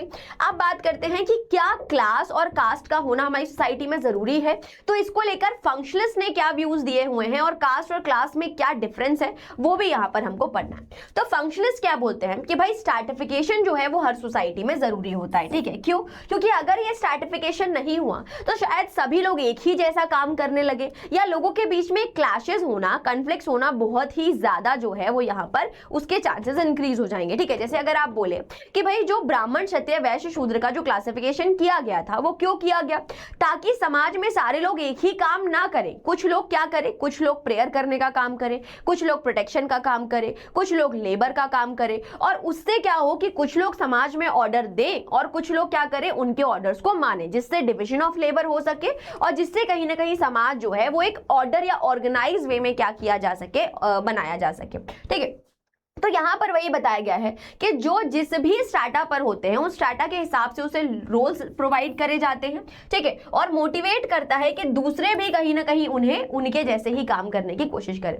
सो this stratification helps to allocate roles and motivates individual to perform them. ठीक है, कि आप जिस स्ट्रैटा पर होंगे, आपका जो कास्ट या आपका जो क्लास दिया जाएगा आपको, उसके हिसाब से आप काम करते हैं और आप एस्पायर करते हैं कि अगर मैं भी अच्छा पैसा कमाऊं, अगर मैं भी अच्छे से मेहनत करूं, तो मैं भी दूसरे ग्रुप के पास जा सकता हूं। ठीक है, जैसे कि अगर हम बात करें कि क्लास बेस्ड डिस्टिंक्शन को अगर आप देखें, तो अगर एक लोअर मिडिल क्लास का जो व्यक्ति है वो क्या सोचेगा कि भाई अगर मैंने अपने बच्चों को अच्छे से पढ़ाई लिखाई करवाई, अगर मैंने उन्हें अच्छी हेल्थ दी है ना, अच्छी अपॉर्चुनिटीज दी, तो मेरे बच्चे क्या होंगे कि भले आज मैं इतना अच्छा पैसा नहीं कमा पा रहा हूं लेकिन मेरे बच्चे अच्छी पढ़ाई करके, अच्छी शिक्षा को लेकर क्या करेंगे, अच्छा पैसा कमाएंगे और समाज में अपने इकोनॉमिक स्टेटस को रेज कर सकते हैं। ठीक है, तो स्ट्रैटिफिकेशन से कहीं ना कहीं लोग मोटिवेट हो रहे हैं कि वो अपना काम तो करें ही करें, लेकिन कहीं ना कहीं अच्छे अपना काम करके दूसरों के कामों को भी आगे जाकर कर सकते हैं। ठीक है, चलिए अब उसके बाद कास्ट और क्लास में क्या डिस्टिंक्शन होगा।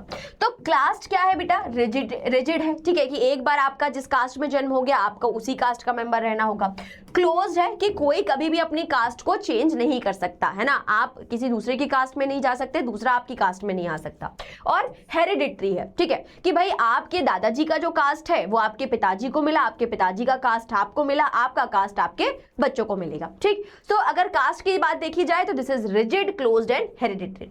अब क्लास के बारे में अगर हम देखें तो ये ओपन है कि जो जितना काम करेगा, जो जितनी मेहनत करेगा, वो अपने हिसाब से अपने क्लास को क्या कर सकता है, इंक्रीज कर सकता है ना। जैसे कि अगर आप अंबानी को देखें तो आपने गुरु मूवी में जो धीरूभाई अंबानी की जो स्टोरी बताई हुई है वो देखी हुई है। ठीक है, कि वो भी किस तरीके से अपने गांव से आए हुए थे उस मुंबई शहर में, वहां पर उन्होंने काम किया, अपना बिजनेस जमाया और फिर धीरे धीरे अपना इकोनॉमिक स्टैंडर्ड जो है वो कहीं ना कहीं रेस करने की कोशिश करी, जिसकी वजह से आज उनके बच्चे और उनके बच्चे कहीं ना कहीं उस चीज को एंजॉय कर रहे हैं। तो आप जितनी मेहनत करेंगे, आप जितना अच्छा काम करेंगे, जितना पैसा कमाएंगे, उसके हिसाब से आप जो है वो अपना क्लास यहाँ पे इंक्रीज कर सकते हैं। So class is an relatively open and based on the achievement, income and occupation, कि भाई आप अपने हिसाब से अपने क्लास को इंक्रीज कर सकते हैं और आज आप जिस क्लास में हैं कल को आप ऊपर उठ के किसी दूसरे क्लास में पहुंच सकते हैं। जैसे कि आप सभी जो हैं, हम अच्छी पढ़ाई क्यों कर रहे हैं, इसलिए कर रहे हैं कि भाई अगर आज हम मिडिल क्लास पर हैं तो कल अच्छा पैसा कमाकर हम अपर क्लास में जा सके, है ना, अपर मिडिल क्लास में जा सके।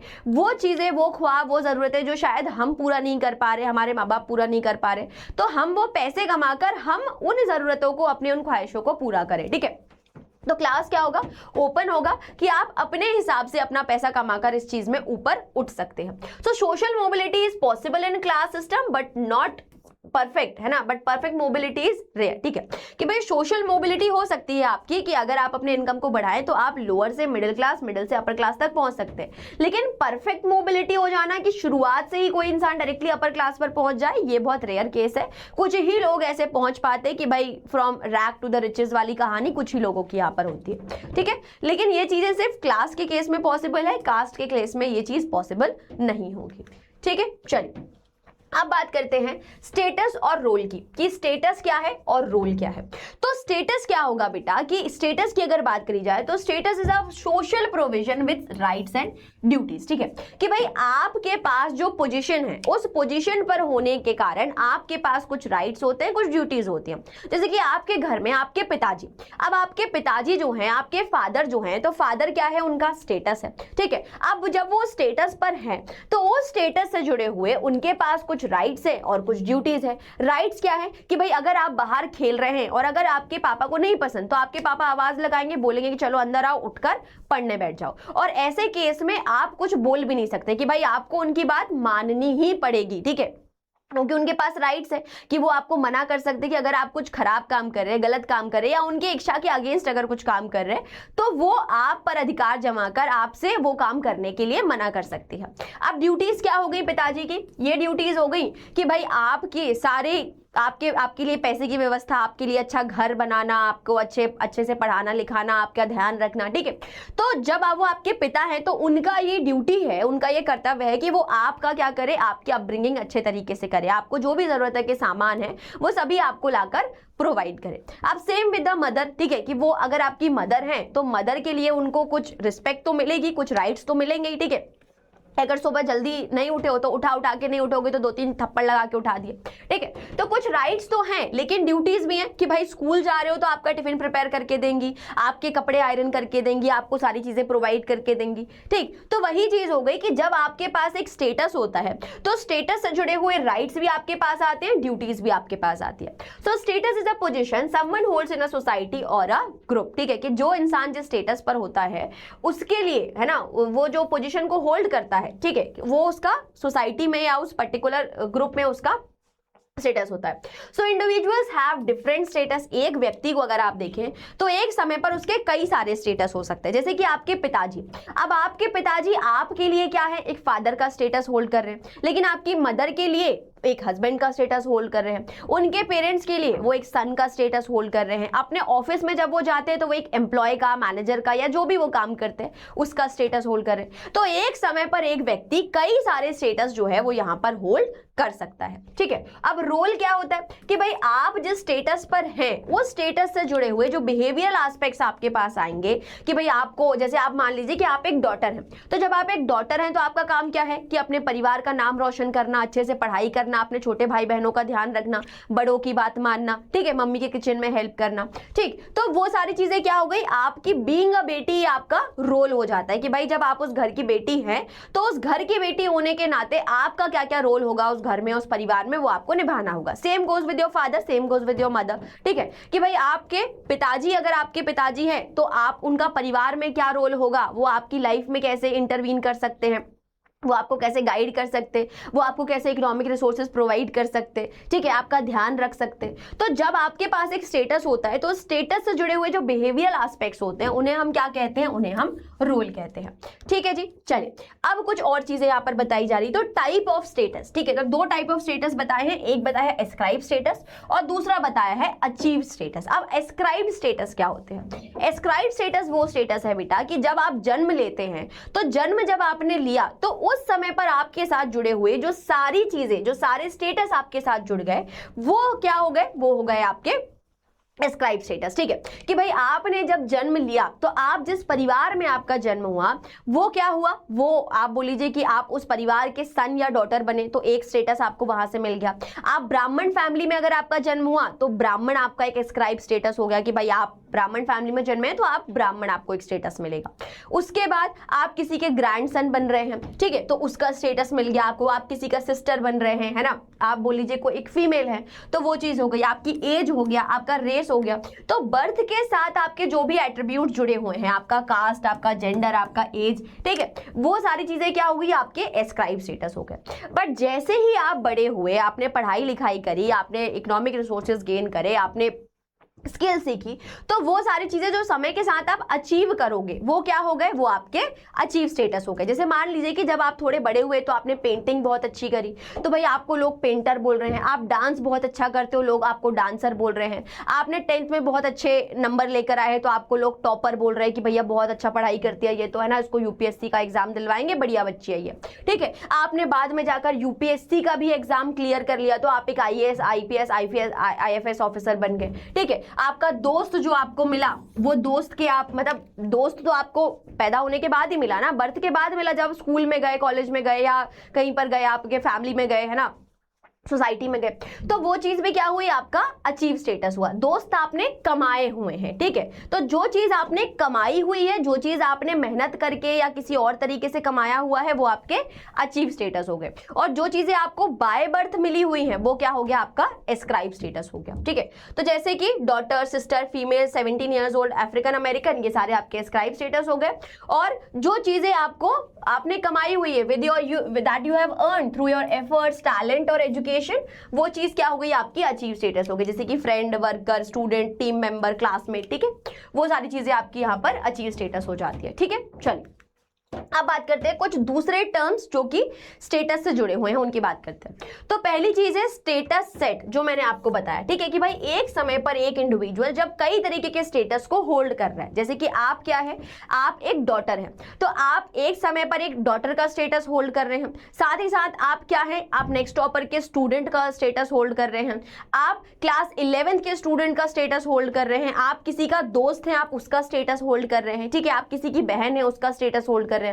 तो एक समय पर जब एक व्यक्ति कई सारे स्टेटस को होल्ड कर रहा है, तो जो उसका सेट है, जो उसका ग्रुप है, वो स्टेटस क्या कहलाता है, that called as the status set, ठीक है। कि जो स्टेटस ग्रुप आपके पास है, ग्रुप ऑफ स्टेटस आपके पास है, उसे क्या कहा जाएगा, स्टेटस सेट कहा जाएगा। उसके बाद स्टेटस सीक्वेंस। स्टेटस सीक्वेंस क्या है बेटा, कि विद द इंक्रीजिंग एज, ठीक है, कि आप समय समय पर, समय के साथ जैसे जैसे आपकी उम्र बढ़ रही है, तो आप अलग अलग स्टेटस को गेन कर जाते हैं, ठीक है। जैसे कि आप पहले क्या थे, आप अभी किसी के बेटे हैं, बाद में क्या बनेंगे, किसी के हस्बैंड बनेंगे, ठीक है। फिर उसके पहले किसी के कुच्चू पुच्चू भी बन जाओगे तुम, ठीक है। तो अभी किसी के बेटे हो, फिर किसी के कुच्चू पुच्चू हो, फिर किसी के हस्बैंड बनोगे, फिर किसी के फादर बनोगे, फिर किसी के ग्रैंडफादर बनोगे, फिर किसी के ग्रेट ग्रैंडफादर बनोगे। तो समय के साथ, है ना, जैसे जैसे आपकी एज बढ़ रही है, वैसे वैसे क्या, वैसे वैसे आपके अलग अलग स्टेटस जो है वो यहाँ पर आप होल्ड करते चले जाओगे, ठीक है। तो उसे क्या कहा जाता है, स्टेटस सीक्वेंस कहा जाता है। तो gaining different status at various life stages such as becoming a son and then father is called as the status sequence, ठीक है। उसके बाद बात करते हैं प्रेस्टीज की, ठीक है, कि आप जिस स्टेटस पे हो उस स्टेटस से जुड़ा हुआ जो रिस्पेक्ट आपको मिलता है, that is called as the prestige, ठीक है। The respect society attached to a status, ठीक है। कि भाई अगर आप एक टीचर हो तो आपको समाज क्या करेगा, आपको रिस्पेक्ट करेगा। आप एक आईएएस ऑफिसर हो तो समाज आपको रिस्पेक्ट करेगा। आप एक डॉक्टर हो तो समाज आपको रिस्पेक्ट करेगा। बट उसकी जगह पे अगर आप क्या हो, उसकी जगह पे अगर आप एक चोर उचक्के बन जाते हो, ठीक है, आप एक क्रिमिनल बन जाते हो, तो क्या वो समाज आपको, है ना, भले ही आपके पास पैसा होगा, है ना, बैंक वैंक लूट लिया आपने बहुत बड़ा, लेकिन बैंक लूटने के बाद भी क्या लोग आपके लिए ताली बजाएंगे कि अरे वाह वाह वाह बहुत अच्छा बैंक लूटा है ना, तुम्हारे लिए तालियां बजनी चाहिए, 2-4 बैंक और लूट के बताओ। नहीं नहीं नहीं, ठीक है। तो क्या होगा कि आपका जो स्टेटस है उस स्टेटस के हिसाब से समाज आपको क्या करता है, रिस्पेक्ट देता है। और जितनी हाई आपकी रिस्पेक्ट होगी वही क्या कहलाता है, आपका प्रेस्टीज कहलाता है, ठीक है। So on the basis of the Prestige समाज क्या करता है, अलग अलग स्टेटस को यहाँ पर डिफाइन करता है। कि for example in comparison to the shopkeeper a doctor is more respected in society, ठीक है। कि समाज में अगर आप देखिए तो शॉपकीपर का काम करने वाला व्यक्ति जो है उसको समाज कम रिस्पेक्ट देता है एज कंपेयर टू किसी डॉक्टर को या आईएएस ऑफिसर को या किसी नेता को, ठीक है। So it all depends on कि आप क्या काम कर रहे हैं, आप किस पोजीशन पर हो, उसके हिसाब से समाज आपको क्या करता है, रिस्पेक्ट या प्रेस्टीज प्रोवाइड करता है, ठीक है जी। चलिए अब इसके बाद बात करते हैं कुछ और चीजों की, that is the role conflicting and stereotyping. ठीक, तो रोल क्या हुआ जी? रोल ये हुआ कि आप जिस स्टेटस पर हैं उसके हिसाब से आप जो काम कर रहे हैं वो रोल आपने प्ले किया। बट कभी कभी क्या होता है कि हम एक साथ कई सारे स्टेटस पर होते हैं, ठीक है, और जब हम एक साथ कई सारे स्टेटस पर होते हैं तो हमें एक साथ कई सारे रोल्स भी प्ले करने होते हैं। जैसे कि आप बात कर लीजिए एक वर्किंग मदर की। अब भाई वो जो एक वर्किंग मदर है वो क्या है, वो घर में अपने बच्चों का ध्यान रखती है और घर के बाहर जब वो काम करने जाती है तो उसे अपने ऑफिस का काम करना पड़ता है, और जिसकी वजह से उसे क्या करना पड़ता है, जगल करना पड़ता है अपने काम के साथ और अपने बच्चे की देखभाल के साथ। ठीक है, कि कभी अपने बच्चे की देखभाल के ऊपर उसे ज्यादा टाइम देना होता है जिसकी वजह से वो अपने काम पे ध्यान नहीं दे पाती है, और कभी उसके ऊपर अपने काम का ज्यादा प्रेशर होता है जिस वजह से वो अपने बच्चे के ऊपर ध्यान नहीं दे पाती है। ठीक है, तो वो चीज क्या हो गई, role conflict. That happens when the expectations from two roles clashes. ठीक है, कि कभी कभी क्या हो गया कि दोनों जो स्टेटस उसके पास है उसकी वजह से उससे कुछ एक्सपेक्टेशंस रखी जाती हैं, और जब वो एक्सपेक्टेशंस को सही तरीके से फुलफिल नहीं कर पाती तो एक क्लैश कहीं ना कहीं ओरिजिनेट होता है ना। जैसे मान लीजिए कि आपके फादर जो हैं वो क्या है, वो एक पुलिस ऑफिसर है। ठीक है, अब वो एक पुलिस ऑफिसर तो है लेकिन उनको पता चला कि आपने क्या कर लिया भाई, आपने अपने स्कूल में चोरी कर लिया।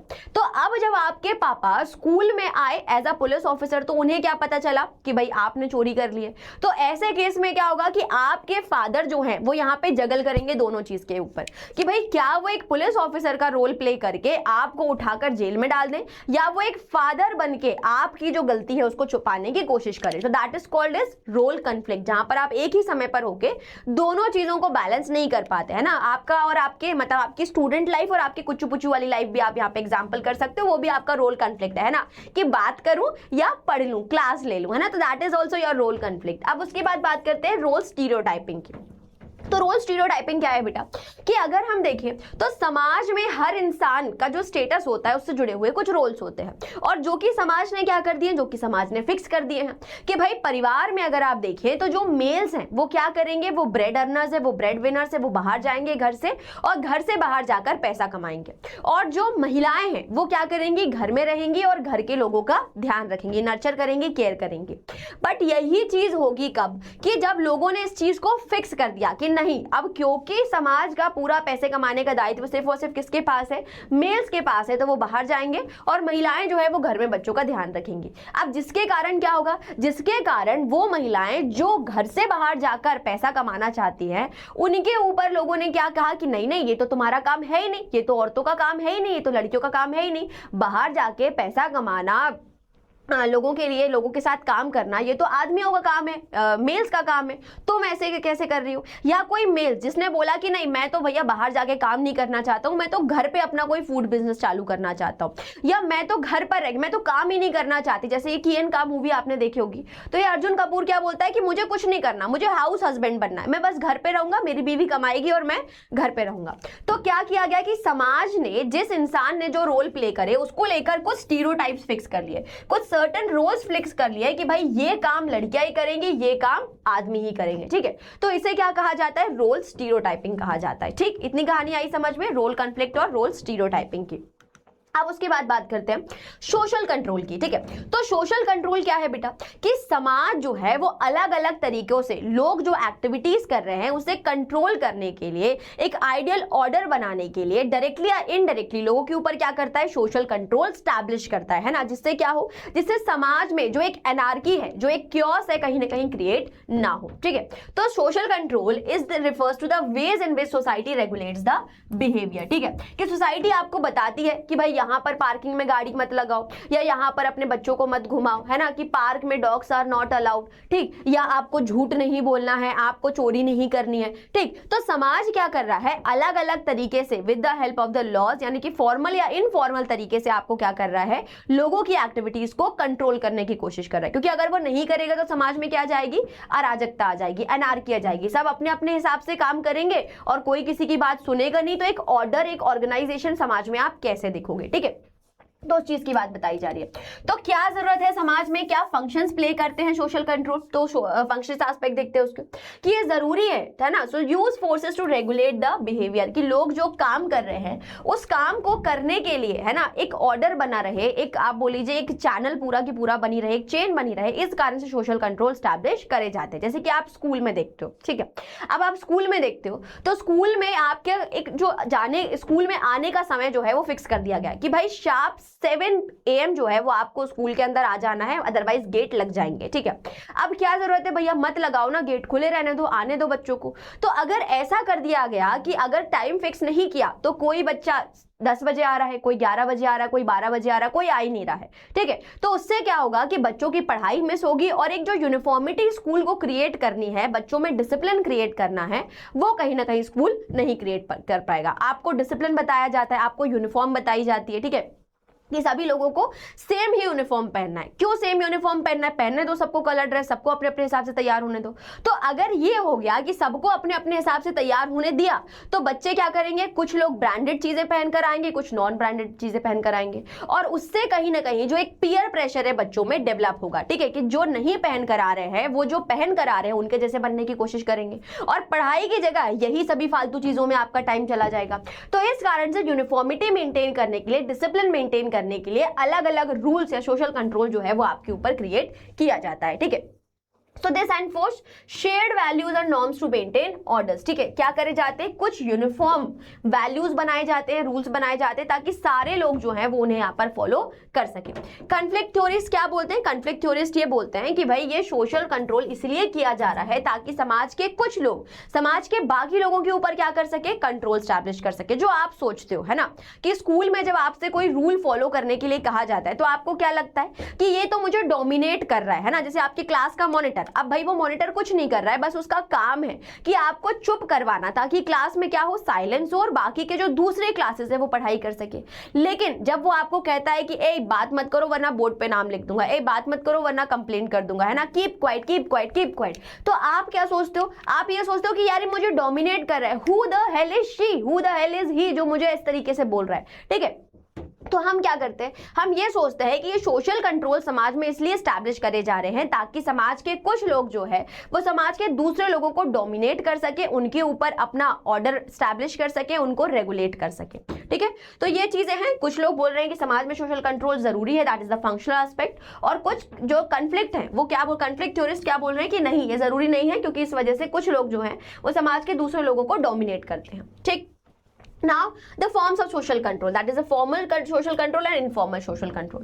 Formal social control क्या है कि formal social control अगर आप देखें तो कोई एक इंस्टीट्यूशन जो है, एक ऑर्गेनाइजेशन जो है वो अपने कुछ लॉज बनाता है, रूल्स बनाता है, ठीक है, और सभी को उसे क्या करने होते हैं, फॉलो करने होते हैं। जैसे कि हमारी इंडियन गवर्नमेंट, अब हमारी इंडियन गवर्नमेंट ने क्या करे, अपने पीनल कोड बनाए, ठीक है, अपने सिविल कोड बनाए, जिसके थ्रू उन्होंने बता दिया कि भाई आप किसी का मर्डर नहीं कर सकते, अगर आप चोरी करोगे तो आपको ये वाली सजा होगी, ठीक है, आप यहाँ पे इस जगह पे अपनी गाड़ी पार्क नहीं कर सकते, अगर उठा लगाओगे तो जो नगर निगम है वो यहाँ से टो करके ले जाएगा, ठीक है, आप यहाँ पे स्पिटिंग नहीं कर सकते। तो क्या करेगा कि हर चीज जो है, हर लॉज जो है वो आपको रिटन तरीके से बता दिए गए, है ना, लॉज के फॉर्म में, रूल्स के फॉर्म में, और अगर आप उन्हें फॉलो नहीं करते हैं तो आपको उसके लिए इम्पैनलमेंट या पनिशमेंट जैसी चीजें जो है वो यहाँ पर दी जाएंगे। So these are the formal institutions जो अलग अलग रूल्स और लॉज के थ्रू आपके ऊपर कंट्रोल स्टैब्लिश करने की कोशिश करते हैं। अब दूसरे हुए क्या, इनफॉर्मल सोशल कंट्रोल, ठीक है। So these are the unwritten personal and uses the gestures, ठीक है, जैसे कि आपकी फैमिली, अब मान लो आप किसी के यहाँ पर किसी मेहमान के यहाँ पर गए हो, आप, है ना, खाना खाने के लिए गए हो या कुछ करने के लिए गए हो, तो वहां पर जो आंटी उन्होंने क्या किया कि चाय के साथ आपको बिस्किट लाकर रख दिया, लेकिन बिस्किट्स के साथ उन्होंने आपसे बोला नहीं कि बिस्किट्स उठा लो, ठीक है, लेकिन फिर भी आपने क्या किया, बिस्किट उठा लिए। अब एक खा लिया, दूसरा खा लिया, तीसरा खा लिया, और जब चौथा खा ही रहे थे तब अचानक से नजर पड़ी कहां पर, मम्मी पे या पापा पे, जो आपको स्टेयर करके देख रहे हैं, घूर कर देख रहे हैं कि बेटा अब मत खाना, है ना, बेइज्जती मत कराओ मेरी, यहाँ पर ये काम नहीं करना, this is wrong, this is incorrect, ठीक है। तो वो क्या हो गया, इनफॉर्मल सोशल कंट्रोल, कि हमारी फैमिलीज जो हैं वो अलग अलग तरीके से, है ना, बोल लीजिए कि अनरिटन तरीके से, या बोल लीजिए कि भाई पर्सनल तरीके से, गेस्चर से, सिंबॉलिक तरीके से आपको बताती हैं कि क्या चीजें सही है और क्या चीजें गलत है। हमें हमारी फैमिली में ये चीजें हमें सिखाई जाती हैं कि भाई किससे कैसे बात करना है, बड़ों का आदर कैसे करना है ना, छोटों को कैसे देखना है, लड़ाई नहीं करना है, ठीक। तो अलग अलग तरीके से आपको जब ये चीजें सिखाई जाती है, that is the informal social control. So it is controlled by the family, religion and community, कि हमें धर्म से, अपनी कम्युनिटी से, अपना फैमिली से ये सारी चीजें सीखने को, देखने को मिल जाती हैं, ठीक। चले अब बात करते हैं हमारे लास्ट टॉपिक की, that is the sanction and deviations, ठीक है। कि अगर हम देखें कि समाज के अकॉर्डिंग जब हम कोई काम करते हैं, समाज के अकॉर्डिंग, अगर समाज के फेवर में अगर हम कोई काम कर रहे हैं, तो उस चीज के हमें क्या मिलता है, सैंक्शन मिलता है। सैंक्शन मतलब व्हाट, कि उस चीज के लिए हमें प्रेज किया जाता है, अवार्ड्स दिए जाते हैं, ठीक है। तो सैंक्शंस क्या हो गए, सैंक्शंस ये हो गए positive sanctions and negative sanctions, है ना। कि अगर आप समाज के लिए कोई अच्छा काम कर रहे हैं तो उसके लिए आपको रिवॉर्ड मिलेगा, आपके लिए अपलॉज किया जाएगा, आपके लिए तालियां बजाई जाएंगी, ठीक है, समाज आपको रिस्पेक्ट देगा। तो वो क्या हुए, वो हुए पॉजिटिव सैंक्शंस, कि भाई आपने कुछ अच्छा काम किया। जैसे कि मान लो कि भाई साइड वाले के घर चोरी हो रही थी, अब आपने जाके उस चोर को पकड़ लिया, तो जब आपने जाके चोर को पकड़ लिया तो सारे के सारे लोग क्या करेंगे, आपके लिए ताली बजाएंगे, ठीक है, कि अरे वाह वाह वाह, शर्मा जी के लड़के ने बहुत अच्छा काम किया, ठीक है। लेकिन क्या कर दिया कि आपके साइड वाले के घर में चोरी हो रही थी और आपने भी जाके चोर के साथ बोल दिया कि भाई मैं भी तेरी मदद करवा देता हूँ, आंटी बाहर गई है, ठीक है, मैं देख रहा हूँ दरवाजे पे कोई आ तो नहीं रहा है, और बस जो पैसा आएगा ना उसमें से आधा आधा तू मेरे को दे देना, ठीक है। अब ये बात जब आपके मोहल्ले वालों को पता चलेगी तो वो क्या करेंगे, वो चोर के साथ आपको भी 2-3 मार देंगे, ठीक है, आपको भी पीट डालेंगे, ठीक। तो वो क्या हुई, नेगेटिव सैंक्शन हुई, कि आपने समाज के अगर फेवर में कोई काम किया तो उसके लिए आपको रिवॉर्ड मिलेगा, लेकिन वहीं पर अगर आप समाज के अगेंस्ट कोई काम करते तो उसके लिए आपको पनिशमेंट मिलता है, ठीक है, that is the negative sanction. अब उसके बाद बात करते हैं डेविएंस की, कि डेविएंस क्या है, कि सोसाइटी ने जो नॉर्म्स बनाए हुए हैं, अगर आप उन नॉर्म्स के अपोजिट जाते हैं या अगर आप उन नॉर्म्स को तोड़ने की कोशिश करते हैं, that is called as the social deviance, ठीक है। कि सोसाइटी ने क्या नॉर्म्स बनाए थे भाई, सोसाइटी ने ये नॉर्म्स बनाए थे कि मेज जो है वो घर से बाहर जाएंगे, काम करेंगे, ठीक है, डिफेंस में काम करेंगे, पावर वाला काम करेंगे, और महिलाएं जो है वो या तो सिर्फ और सिर्फ घर में रहेंगी, या अगर उन्हें काम करना भी है तो डॉक्टर बन सकती है, बैंक में जा सकती है, नर्स बन सकती है, टीचर बन सकते हैं, ठीक है। अब इसके अलावा कोई दूसरे काम जो है वो महिलाओं को नहीं दिए गए। तो वो महिलाएं जो क्या कर रही हैं, जो आर्म्ड फोर्सेस को ज्वाइन कर रही हैं, ठीक है, जो आप बोल लीजिए एस्ट्रोनॉट बन रही हैं, जो पुलिस में जा रही हैं, तो वो क्या कर रही है, वो उन्हीं सोशल नॉर्म्स को तोड़ने की कोशिश कर रही है, वो उसके डेविएंस कर रही है, वो उसके डाइवर्जन में जा रही है, उसके डेविएट कर रही है, ठीक है। तो वो क्या कहलाया, सोशल डेविएंस, ठीक है। कि जब आप क्या कर रहे हैं कि समाज के बनाए हुए नॉर्म्स को रूल्स को तोड़ रहे हैं, that is called as the deviance, ठीक है। तो ये सारी कहानी जो है वो आज की हमारी इस क्लास में हमने पढ़ी, जिसमें सोशल ग्रुप्स को हमने समझा, टाइप्स ऑफ सोशल ग्रुप्स को समझा, स्टेटस को समझा, रोल को समझा, स्ट्रैटिफिकेशन को समझा, सोशल कंट्रोल को हमने समझा, ठीक है जी। तो ये पूरी कहानी जो है वो आज की हमारी इस क्लास में देखी हुई है हमने। अब एक बार जल्दी से इसके सारे क्वेश्चंस को और प्रैक्टिस कर लेते हैं, ताकि आपकी तैयारी जो है वो थोड़ी और मजबूत यहाँ पर हो जाए। चलिए, so there is a feeling of sacrifice and cooperation among the member of this group. Identify the group from the following option, ठीक है। तो कौन सा ग्रुप होगा ये, that is the peer group. उसके बाद अगर आप देखिए the social group can be defined by the characteristics of the following, ठीक है। तो सोशल ग्रुप्स के कौन कौन से कैरेक्टरिस्टिक्स होते हैं ये आपको यहाँ पर ढूंढना है। उसके बाद what do you understand by social group, state any 4 characteristics of the social group, कि सोशल ग्रुप क्या है और उसके कौन से कैरेक्टरिस्टिक्स हैं वो यहाँ पर आपको बताने हैं। Next, explain the meaning of the primary and secondary group and bring out the difference between them, ठीक है। कि प्राइमरी और सेकेंडरी ग्रुप को पहले यहाँ पर आपको डिफाइन करना है और उसके बाद उनमें डिफरेंस जो है वो यहाँ पर आपको क्रिएट करना है, ठीक है जी। चलिए, तो ये थी हमारी क्लास जिसमें हमने बहुत अच्छे तरीके से हमारा सेकेंड चैप्टर यानी कि the terms concept and there uses in sociology को पढ़ा। तो अगर आपको ये क्लास अच्छी लगी हुई तो जल्दी से इसे अपने दोस्तों के साथ शेयर करें, लाइक करें, और मिलते हैं आपसे अगली क्लास में। टिल देन पढ़ते रहिए, आगे बढ़ते रहिए। Thank you so much, see you in the next lecture. Tata, bye bye.